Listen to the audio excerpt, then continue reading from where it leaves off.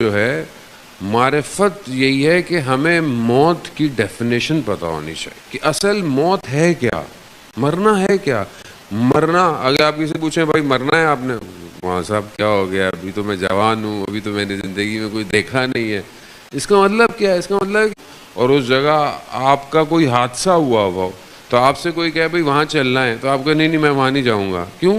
منفی ہے۔ کوئی چیز کھانے میں کبھی آپ کو نقصان دے جائے، آپ کی طبیعت خراب ہو جائے، اب جتنا اچھا کھانا ہو سامنے والا آپ کو پیش کرے آپ گھبرا جائیں گے، آپ بولے نہیں نہیں میں نے، کیونکہ ذہن منفی اس کو لے کر بیٹھ چکا ہے، یعنی چپ اندر اسٹرانگ ہے آپ کی، لے لیتی ہے۔ موت کو بھی ہمیں ڈیفائن ایسی کیا گیا ہے، زیادہ تر ایسے لگتا ہے کہ موت یعنی نقصان، موت یعنی پریشانی، موت یعنی لاس۔ موت نقصان نہیں ہے۔ خدا قرآن میں کہہ رہا ہے الذی خلق الموت والحیات، میں نے موت کو اور حیات کو خلق اس لیے کیا ہے لیبلوک، میں تو دیکھوں، کیا دیکھوں کہ تم میں سے احسن عمل کس کا ہے۔ خدا چاہتا ہے کہ ہمیں چیک کرے، دیکھے کہ اس نے موت، وہ اس کی اپنی دنیا ہے، اس کی سسٹم ہے۔ موت جو ہے وہ فنا نہیں ہے، موت نقصان نہیں ہے۔ اگر آپ کو یہ کہا جائے کہ آپ نے یہاں سے دریا کے بہت خوبصورت ایک گھر ہے آپ کے لیے، بہت بہترین باغ ہیں آپ کے لیے، تو آپ کیا کریں گے؟ آپ بولیں گے کوئی مسئلہ نہیں ہے، میں پورا بھی بھیگتا ہوں تو بھیگ جاؤں، کم از کم ادھر جب جاؤں گا سکون تو ہے۔ بس یہی تو قرآن آپ سے بار بار کہہ رہا ہے کہ میں نے تمہارے لیے وہاں پر کیا باغات ہیں، تمہارے لیے نہریں بہہ رہی ہیں، سب کچھ کس کے لیے؟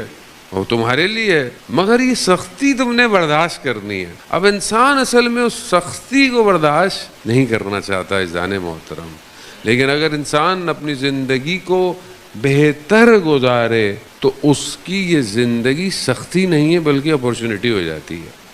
جیسے آپ کے اوپر کوئی مشکل آئے، پریشانی آئے، جیسے بچہ کیوں محنت کرتا ہے؟ سختی ہے، رات کو جاگتا ہے، اسٹڈی کرتا ہے، ایکسٹرا محنت کرتا ہے، کیوں کرتا ہے؟ اینڈ آف دا ایئر کیا ہے؟ رزلٹ ہے اس تلخی کا کہ جو اس نے برداشت کی ہوتی ہے۔ زندگی یہی ہے، زندگی میں جو تلخیاں ہیں یہ تلخیاں نہیں ہیں، یہ اپرچونٹیز ہیں۔ یہ اپرچونٹی کو جو اویل کر لے گا وہ کامیاب ہو جائے۔ موت یہی ہے۔ ایک حدیث آپ کی خدمت میں امام رضا علیہ السلام کی، اللہ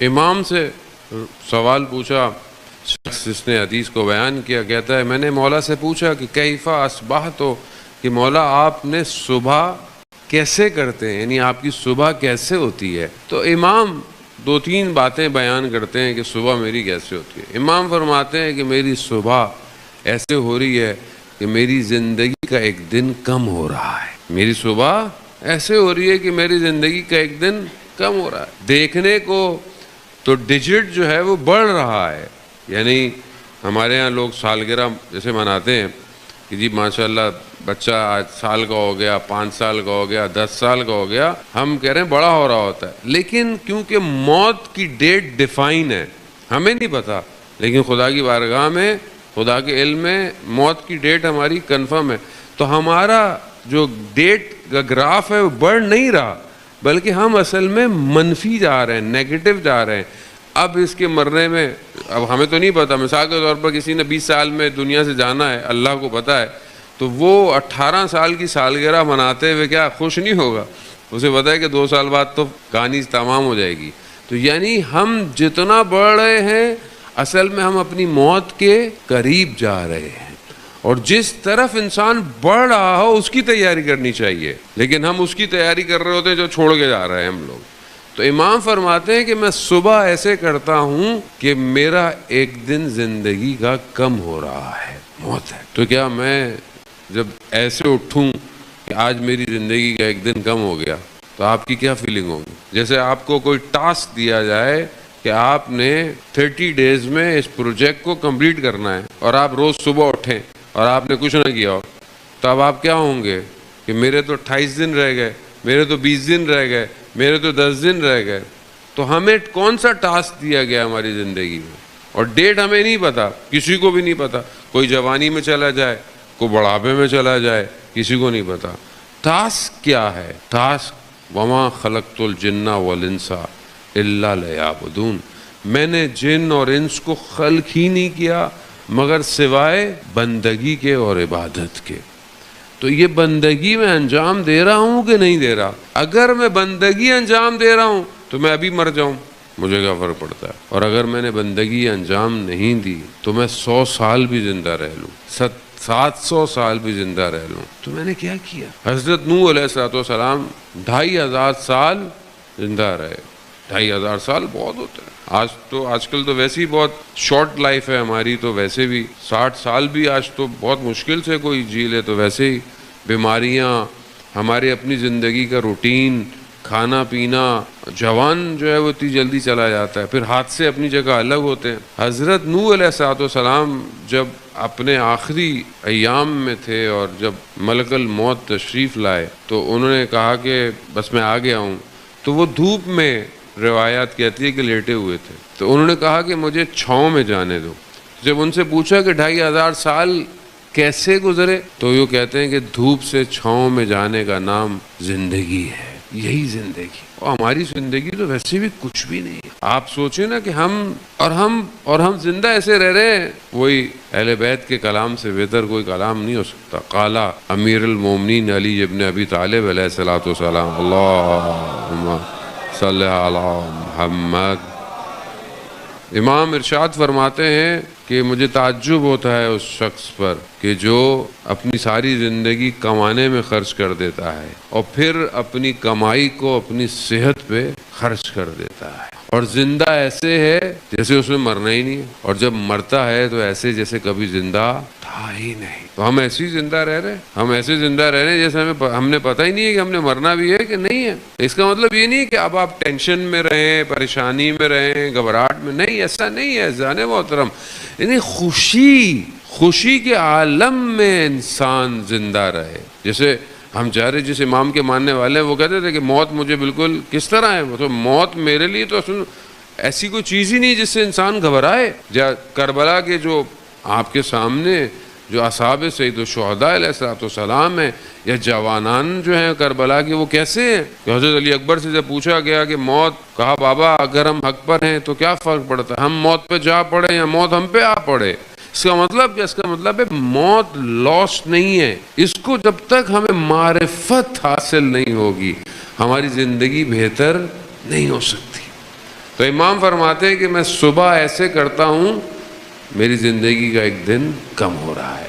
دوسرا، امام فرماتے ہیں کہ میں صبح ایسے کرتا ہوں کہ میرے زندگی کے اعمال محفوظ کیے جا رہے ہیں، یعنی جو بھی ہم عمل انجام دے رہے ہیں وہ سیف ہو رہا ہے۔ جیسے آپ اپنے موبائل پہ کوئی ڈیٹا سیو کرتے ہیں، تصویریں کھینچتے ہیں، ویڈیو بناتے ہیں، وہ سیف ہو رہی ہے۔ آپ ایک ایک چیز آپ کی جو ہے وہ صلوات بھیجتے محمد والے میں۔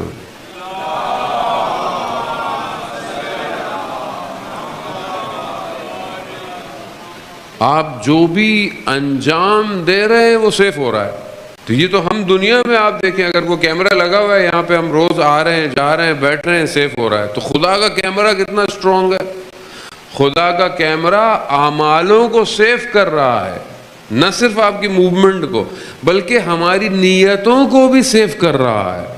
وہ کیوں فرمایا گیا کہ اگر تم برائی کی نیت کرو، گناہ کی، نعوذ باللہ، اور گناہ انجام نہ دو تو خدا تمہیں اس کا عذاب نہیں دے گا۔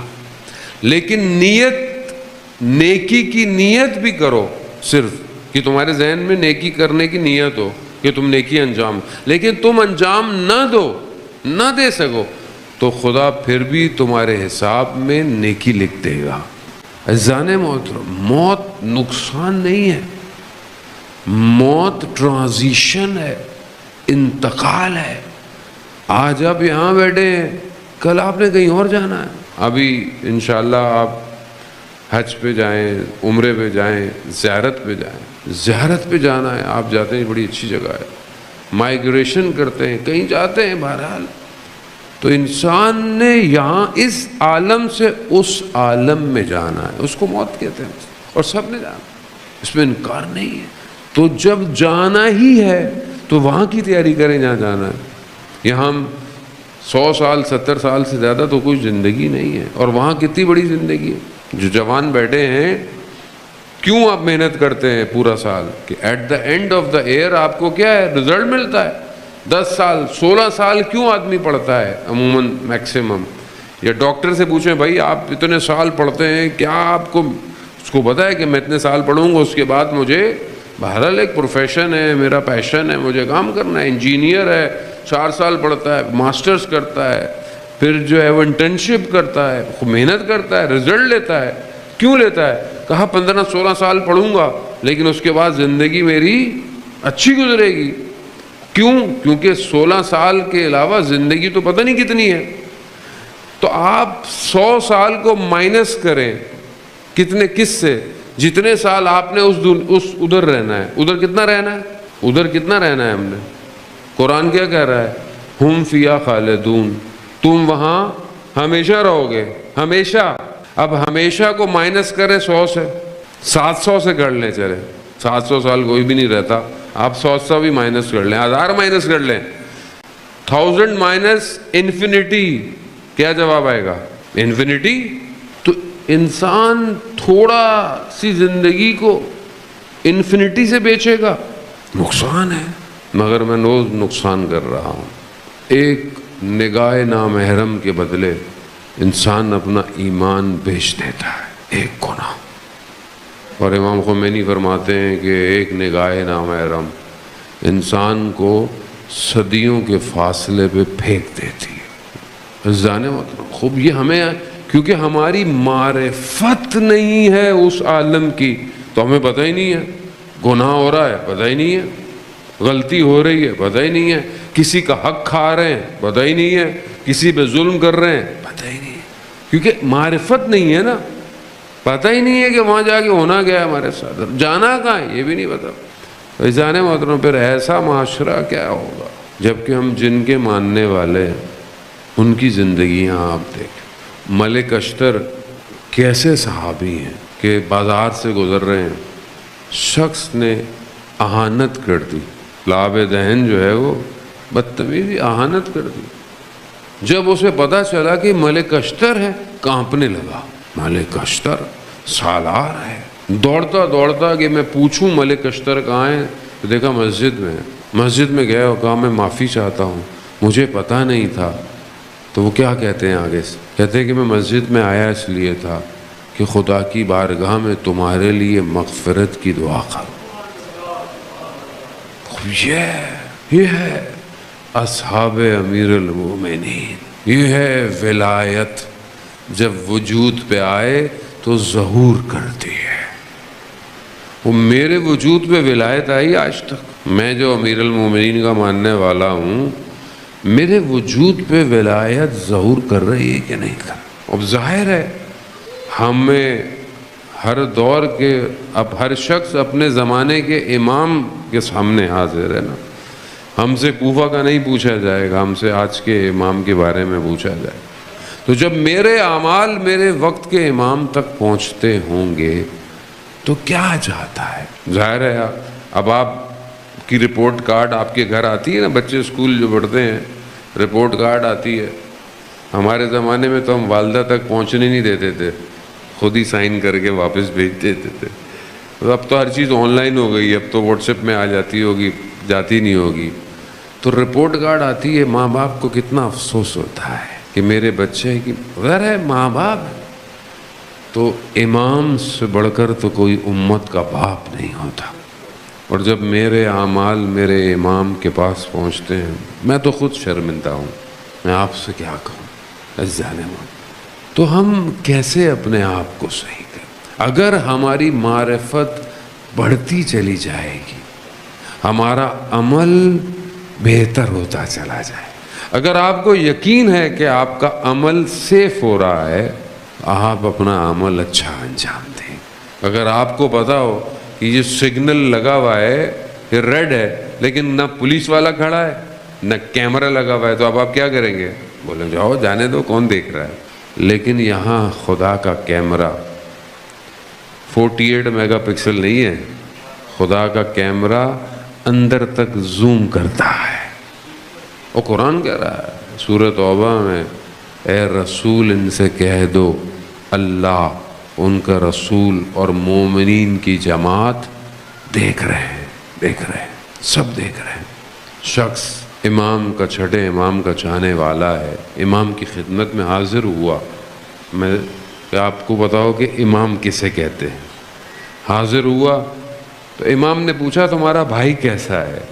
کہا مولا صحیح ہے مگر آپ کے معاملے میں احتیاط کرتا ہے. یعنی کیوں؟ یعنی کہ آپ حق پر ہیں نہیں ہیں، اس معاملے میں احتیاط کرتا ہے. تو امام نے کہا کہ اپنے بھائی سے کہنا فلانے سفر میں فلانے درخت کے نیچے اس نے احتیاط کیوں نہیں کی. اب اسے تو پتہ ہی نہیں کہ کیا ہے. جب یہ اپنے بھائی کے پاس گیا، کہا میں مولا کی خدمت میں گیا تھا، مولا نے تمہارا پوچھا، میں نے کہا احتیاط کرتا ہے. تو کہا امام نے کہا کہ فلانے سفر میں فلانے درخت کے نیچے تم نے احتیاط کیوں نہیں کی؟ تو اس کے چہرے کا رنگ زرد ہو گیا. تو اس نے بولا کہ کیوں، کیا ہو گیا ہے؟ ایسی کیا بات میں نے کہہ دی؟ کہا مگر وہاں تو کوئی موجود نہیں تھا. تو اس نے کہا کہ ماجرا کیا ہے، ہوا کیا؟ کہا میں ایک سفر میں جا رہا تھا، میرے ساتھ ایک شخص تھا، تاجر تھا، اور اس کی کنیز میرے ساتھ تھی.